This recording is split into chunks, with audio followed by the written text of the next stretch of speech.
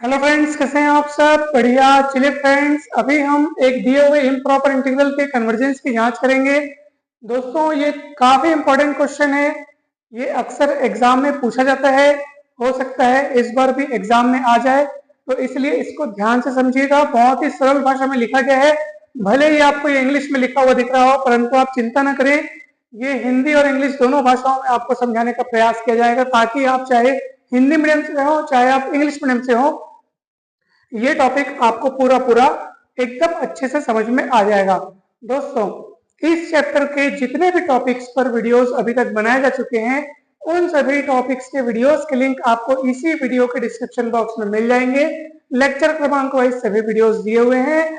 आप लाइन से देखते जाइए सारे वीडियोस, आपको पूरा पूरा कंसेप्ट क्लियर हो जाएगा।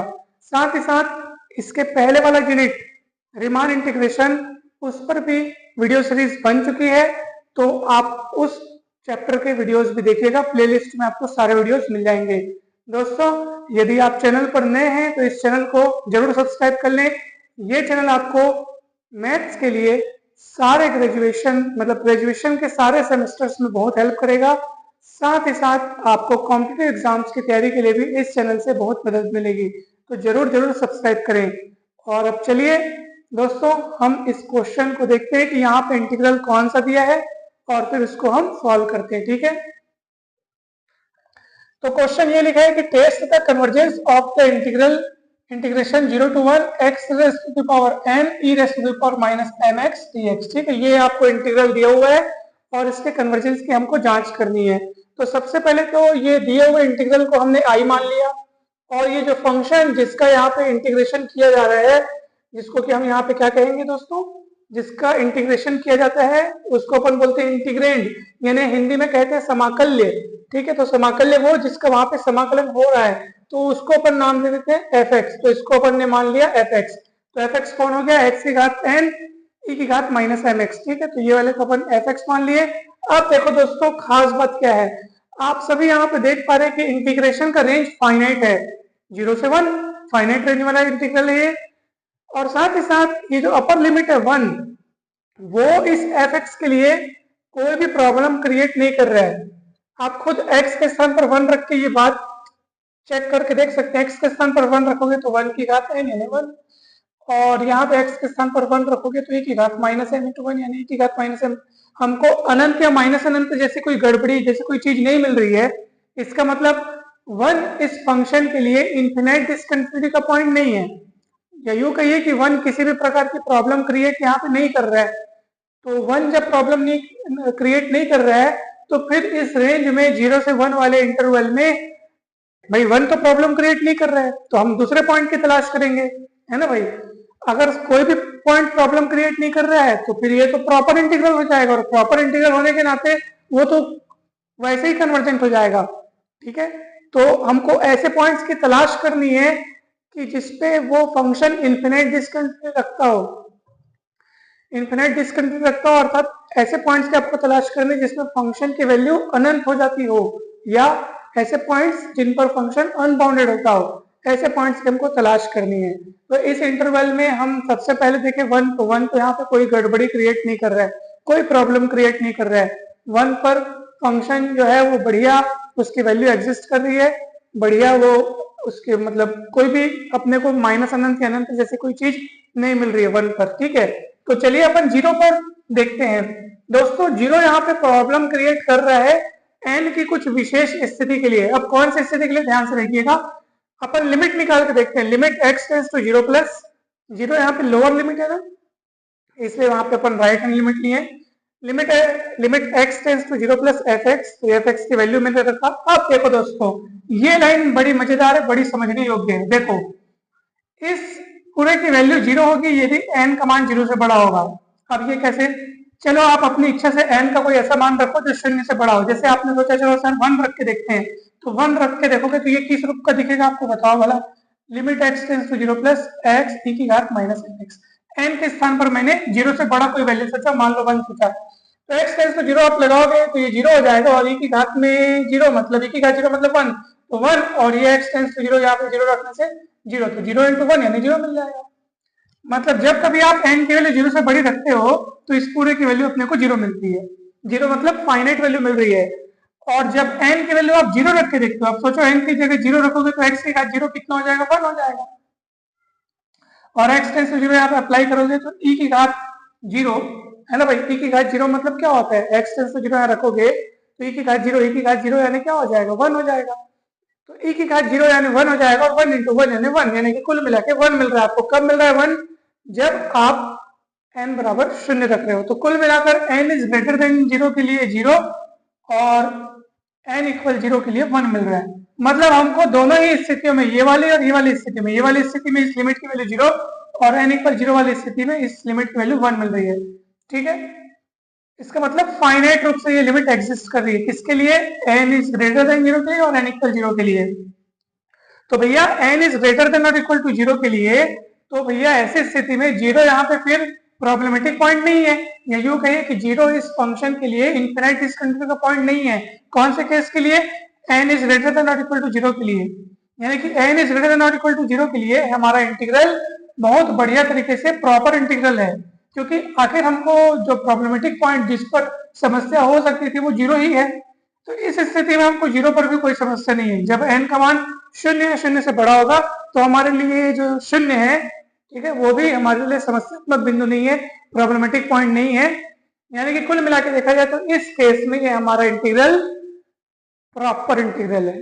ठीक है, क्योंकि जो फंक्शन है वो किसी भी प्रकार से, मतलब इस रेंज में कहीं पर भी अनबाउंडेड नहीं होता है।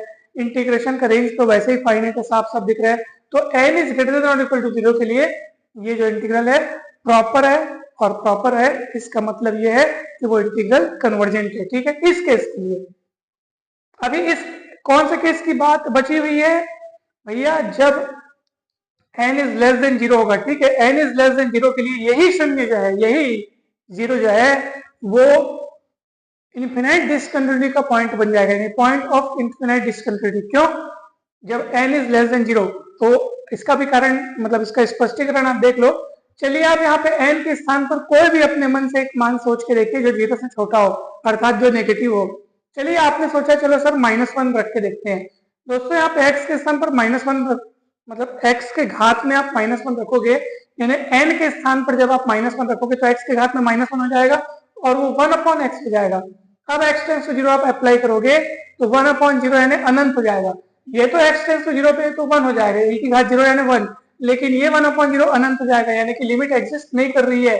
कौन से केस में, n इज लेस देन 0 वाले केस में। तो याद रखेगा कि n इज लेस देन 0 पे यही जो 0 है, यही जो इसका लोअर लिमिट है, वो यहाँ पे एक प्रॉब्लमेटिक पॉइंट बन गया, प्रॉब्लम क्रिएट कर रहा है, पॉइंट ऑफ इन्फिनाइट डिस्कंटिन्यूटी बन गया। इसलिए हमारा आगे का पूरा कार्य इसी केस के लिए होगा, n इज लेस देन 0 के लिए होगा। ठीक है, साथ ही साथ फंक्शन के नेचर को देख के पता चलता है कि ये फंक्शन पॉजिटिव है इस इंटरवल में। यहाँ पे 0 की तरफ से ओपन इसलिए क्योंकि भैया इस केस के लिए n इज लेस देन 0 के लिए ये जो पॉइंट जो 0 है वो एक प्रॉब्लमेटिक पॉइंट है, अर्थात पॉइंट ऑफ इन्फिनाइट डिस्कंटिन्यूटी है। ठीक है, तो इस चीज को आप लोग ध्यान रखिएगा दोस्तों। चलिए अब आगे बढ़ते हैं। फंक्शन पॉजिटिव है, आप देख सकते हैं x का आप कोई भी मान रख दो, कोई भी वैल्यू रखो इस इंटरवल से, ठीक है, वो कभी भी नेगेटिव वैल्यू आपको नहीं देगा, पॉजिटिव वैल्यू देगा। ठीक, चलिए अब हम लोग यहाँ पे कंपैरिजन टेस्ट लगाने वाले। तो कंपैरिजन टेस्ट में दो फंक्शंस की जरूरत पड़ती है। f(x) तो हमारे पास दिया हुआ है, अब g(x) क्या चुने, क्या सोचे। तो पिछले वीडियोस में ये बहुत अच्छे से समझाया गया कि g(x) आपको f(x) के ही किसी टुकड़े को चुनना है, f(x) के ही किसी हिस्से को चुनना है, उस हिस्से को चुनना है जो प्रॉब्लम क्रिएट कर रहा है। अब आप खुद बताओ, n इज लेस देन 0 पे इसमें से कौन सा हिस्सा प्रॉब्लम क्रिएट कर रहा है? क्या e की घात -mx प्रॉब्लम क्रिएट कर रहा है? नहीं भैया, उधर x कुछ भी रखो, x के स्थान पर को पॉजिटिव वैल्यू रखो चाहे नेगेटिव वैल्यू रखो, उसमें कोई प्रॉब्लम नहीं है। ठीक है, परंतु प्रॉब्लम क्रिएट यहाँ हो रही है जब n इज लेस देन 0 है, तो ऐसी स्थिति में ये वाला लिमिट x टेंड्स टू 0 लगाने से अनंत हो जा रहा है। आप खुद देख लो, n के स्थान पर अभी हमने उदाहरण के तौर पे -1 रख के देखा, n के स्थान पर, तो x की घात -1 हुआ, 1/x हो गया, x टेंड्स टू 0 करने से अनंत हो गया, यानी कि प्रॉब्लम क्रिएट करने वाला ये वाला है।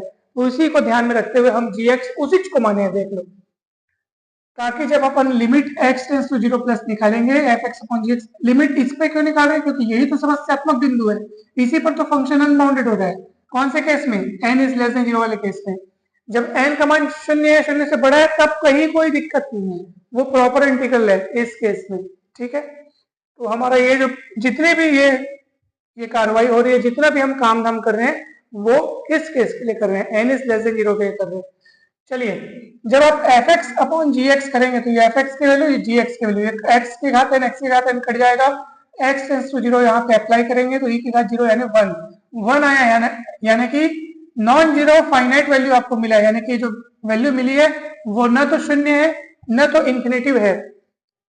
ऐसी स्थिति में कंपैरिजन टेस्ट ये कहता है कि दोनों इंटीग्रल, अर्थात integral F x D x और इंटीग्रल जी एक्स डी एक्स, यानी ये दोनों ही इंटीग्रल एक जैसा व्यवहार शो करेंगे, यानी कि या तो दोनों कन्वर्जेंट होंगे या तो दोनों डाइवर्जेंट होंगे। ठीक है, ये कहां से आ रहा है? कंपैरिजन टेस्ट का कहना है ऐसा।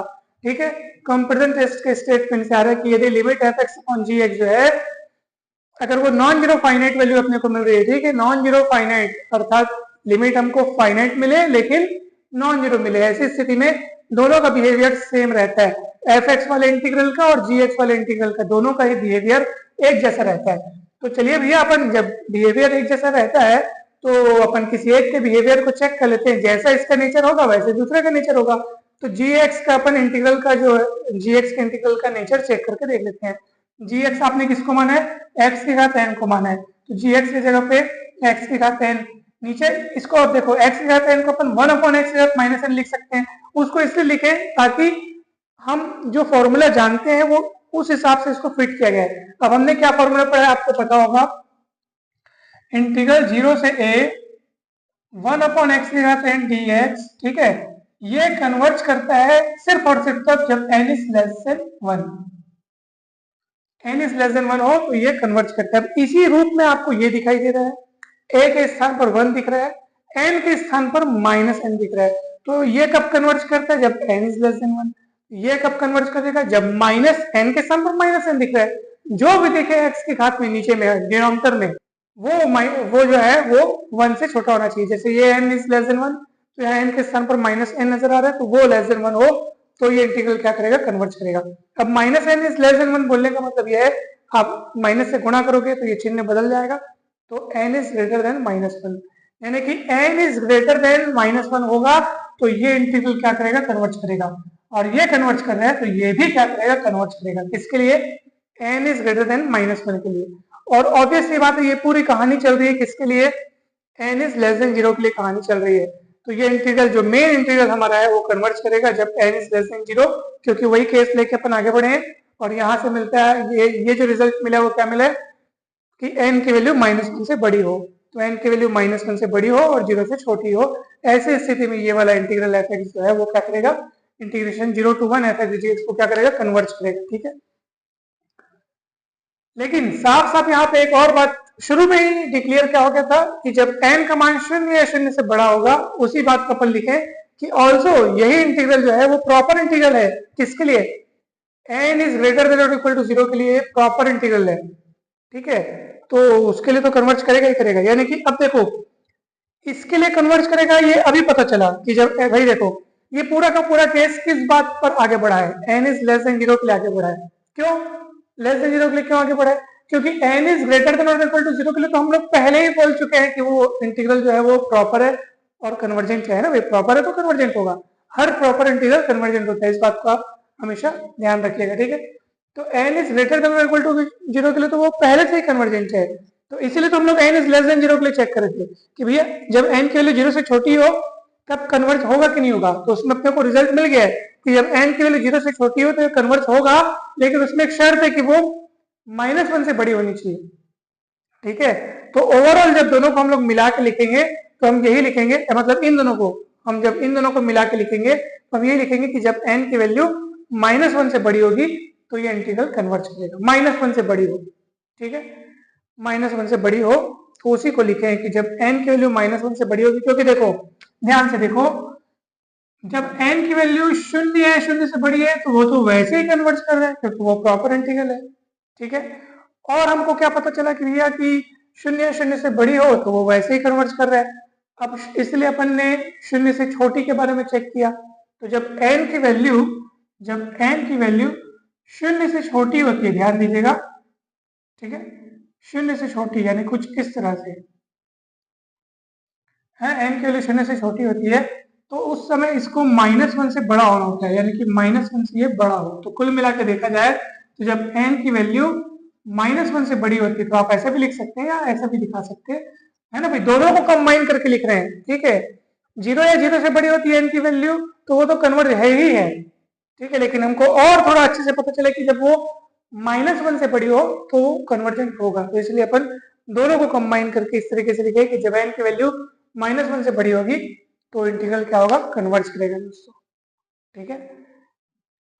तो इस तरीके से हमको ये रिजल्ट मिला दोस्तों। हमें पूरी उम्मीद है कि आपको बहुत अच्छे से समझ में आया होगा, इसलिए फाइनल रिजल्ट यही है कि ये इंटीग्रल, अच्छा यहाँ पे m की वैल्यू का क्या रोल है, m लिखा तो है परंतु ना अपन ने वो लिखा है what ever the value of m में बी, m की वैल्यू चाहे कुछ भी हो, ये पूरा खेल n पर ही डिपेंड है, n की वैल्यू के हिसाब से ही इसका कन्वर्जेंस होना ना होना तय हुआ है, ठीक है।